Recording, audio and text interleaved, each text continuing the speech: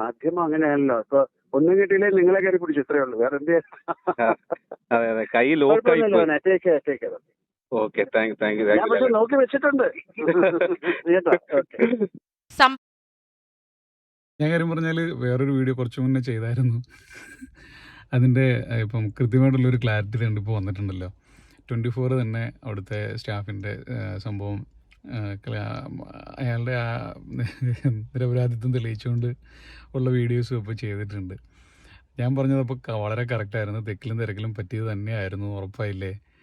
എന്തല്ലേ, ചുമ്മാ ഒരു ഇത് കിട്ടിയ ഉടനെ ആ 24ൻ്റെ പേരുമൊക്കെ എടുത്തിട്ടിട്ട് ഇങ്ങനെ ഓരോരോ, ഞാനൊരു ചാനലിലെ കണ്ടുള്ളൂ, വേറെയൊക്കെ വന്നിട്ടുണ്ടെന്ന് തോന്നുന്നു അവർ. ഇപ്പോൾ അതുകൊണ്ടാണല്ലോ മാധ്യമങ്ങൾ ആഘോഷമാക്കി എന്നൊക്കെ പറഞ്ഞിട്ട് വന്നത്. എന്താണ് സംഭവം എന്ന് ആലോചിച്ചോണേ. എന്തെങ്കിലും ഒരു ചെറിയൊരു ഇത് കിട്ടി കഴിയുമ്പോഴത്തേക്ക് അതിനെങ്ങനെ പട്ടർത്തി എടുക്കാന്ന് പറയുന്നത്. ഇതൊക്കെയാണോ പരിപാടി? എൻ്റെ പൊന്നു, ഇതിൽ ലാലേട്ടനെ അടിപൊളിയായിട്ടുള്ള കാര്യം എന്താണെന്ന് അറിയത്തില്ല. ലാലേട്ടനെ ആളുകൾ ഇഷ്ടപ്പെടുന്നതിൻ്റെ കാരണം ഇതാട്ടോ, ഒന്നും പറയാനല്ല. മനുഷ്യൻ എന്താ മുതല്. പുള്ളിക്കോട് ശരിക്കും പറഞ്ഞു കഴിഞ്ഞാൽ ഇപ്പം പുള്ളിയോട് കുറേയൊക്കെ ഇഷ്ടമുള്ള ആൾക്കാർക്ക്, ഇപ്പോൾ കുറച്ച് ഇഷ്ടമുള്ള ആൾക്കാർക്ക് വീണ്ടും കൂടുതലായിട്ട് ഇഷ്ടം തോന്നിപ്പോവും. അതുപോലൊരു സംഭവമാണ് ആ മനുഷ്യൻ. അഭിനയത്തിൻ്റെ കാര്യത്തിലാണെങ്കിലും പുള്ളിയുടെ പെരുമാറ്റത്തിൻ്റെ കാര്യത്തിൽ. ഇപ്പം മമ്മൂക്ക എല്ലാവർക്കും ഇഷ്ടമാണെങ്കിലും പുള്ളിയുടെ കടുംപിടുത്തവും സംഭവങ്ങളൊക്കെ കൊണ്ട് കുറച്ച് ആൾക്കാർക്ക് ഒരു ഡിസ്റ്റൻസ് ഇടാനോ അല്ലെങ്കിൽ ചെറുതായിട്ടൊക്കെ ഒന്ന് പേടിച്ച് നിൽക്കാനോ ഒക്കെ ചാൻസ് ഉണ്ട്. എന്നാൽ പോലും ലാലേട്ടൻ്റെ അടുത്ത് അങ്ങനെയല്ലല്ലോ. എല്ലാവർക്കും ഒരു ഫ്രീഡം ഉണ്ട്. ഇപ്പം നമ്മളൊക്കെ ലാലേട്ടാന്ന് വിളിക്കുന്നു, അല്ലെങ്കിൽ നമ്മളിപ്പോൾ ഇപ്പോഴത്തെ ചെറിയപ്പോഴത്തെ നമ്മളെക്കാൾ ഒത്തിരി ചെറിയ പിള്ളേരാണെങ്കിൽ പോലും അവരും ലാലേട്ടാന്ന് വിളിക്കുന്നു. അതിൻ്റെയൊക്കെ കാരണമൊക്കെ അതൊക്കെ നമുക്ക് ഇപ്പോഴാണ് മനസ്സിലാവുന്നത്. എന്താ അല്ലേ ശരിക്കും നമുക്ക് മലയാള സിനിമയിൽ അല്ലെങ്കിൽ നമുക്കുടെയൊക്കെ ഒരു അഹങ്കാരം എന്നൊക്കെ പറഞ്ഞൊക്കെ ഇങ്ങനെയുള്ള ബൂസ്റ്റ് ഡയലോഗുകളൊക്കെ അതൊന്നും വെറുതെ അല്ല.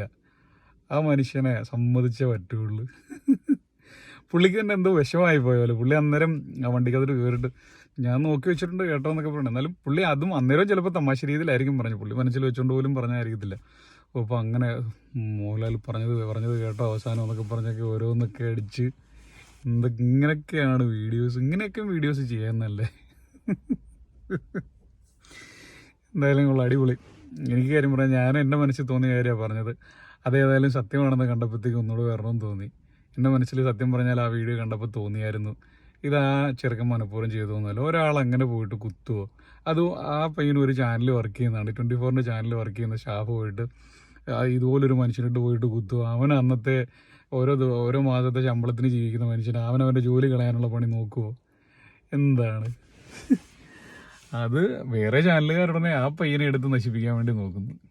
എന്താ, ഒന്നും പറഞ്ഞിട്ട് കാര്യമില്ല. ഇതൊന്നും മാറത്തൊന്നുമില്ലായിരിക്കും അല്ലേ. എന്തായാലും നിങ്ങളുടെയൊക്കെ അഭിപ്രായം പറ.